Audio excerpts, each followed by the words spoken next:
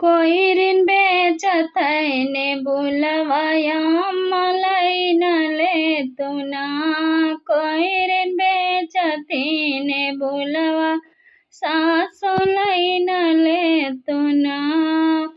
ओही कोइरिनिया के घर ना दुअरवा सासो दै न दे तुना। अम्मा दै न दे तुना। ऊह छोट की कोठरिया अम्मा दै न दे तुना। ऊह छोट की कोठरिया अम्मा दै न दे तुना। कोइरिन बेचथै ने बुलवा अम्मा दै न दे तुना।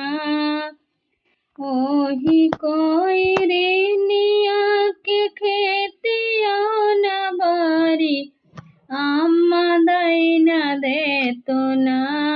अम्मा दै न दे तुना।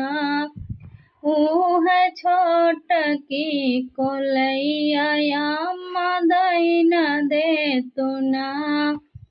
ऊह छोट की कोलैया अम्मा दै न दे तुना। कोइरिन बेचली ने बुलवा अम्मा लै न ले तुना। कोइरिन बेचली ने बुलवा सासो लै न ले तुना। ओही कोइरिनिया के लइका न बच्चा अम्मा दै न दे तुना। सासो दै न दे तुना। ऊह लहुरी ननदिया सासो दै न दे तुना।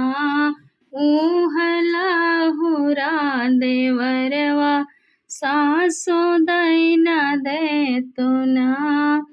अम्मा लै न ले तुना। अम्मा लै न ले तुना। कोइरिन बेचली ने बुलवा अम्मा लै न ले तुना। कोइरिन बेचली ने बुलवा सासो लै न ले तुना।